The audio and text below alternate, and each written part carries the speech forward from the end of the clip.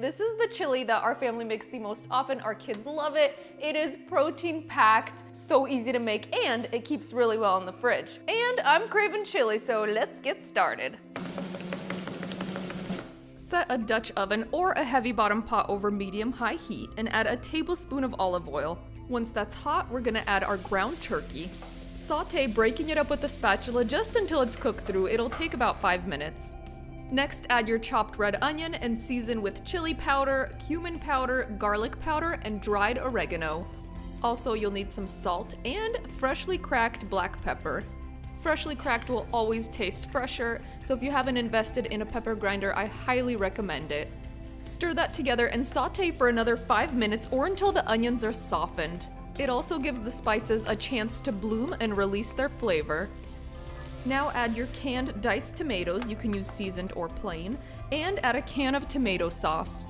Follow that with your rinsed and drained black beans and kidney beans. I also add a can of pinto beans with their juice, and you can totally substitute for a different kind of beans if you want to. White beans are also really good here.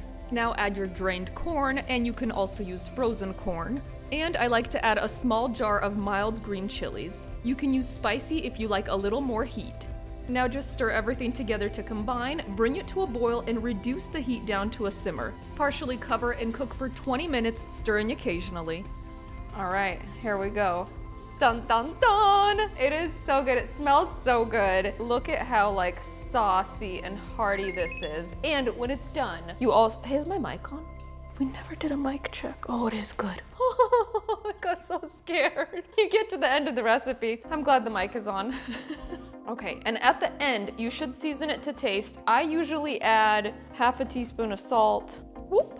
And I find that to be just right. But this has so much flavor. Remember all the seasonings we put in there, plenty of chili powder. The cumin is so nice. And then that little bit of oregano, like everything just blends together so well. Oh, look at this. Look at this. If you like a thinner chili, which I guess we could still be friends, you can thin it out a little bit with adding some chicken broth or even a little bit of water. Just add a little bit at a time until it reaches your desired consistency. I personally love it like thick and hearty because it's not supposed to be a soup, right? I love to serve it with tortilla chips. How about I just show you?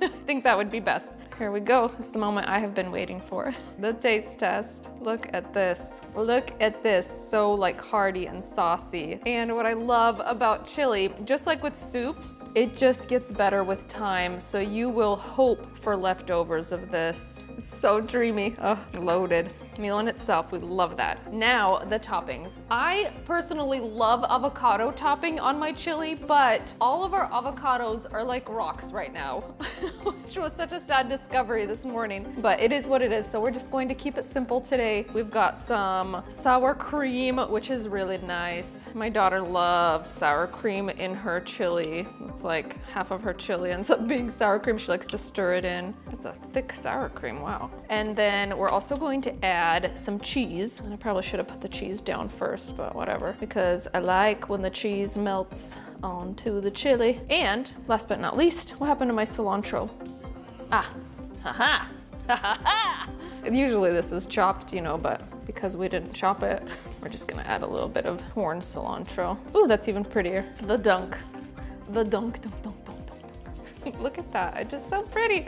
Ah, I love it. And this is so good for like game day, any kind of gatherings or parties, because you can totally make this ahead. And you can easily double the batch if you have a pot big enough, or a 1.5 batch, whatever. For me, honestly, game day is just about the food. The last Super Bowl, I had no idea who was playing. The team that I picked was based on what the people in the room were cheering for, so I still had fun. Look at this, a little bit of everything. A little bit of cheese pull, which we always love.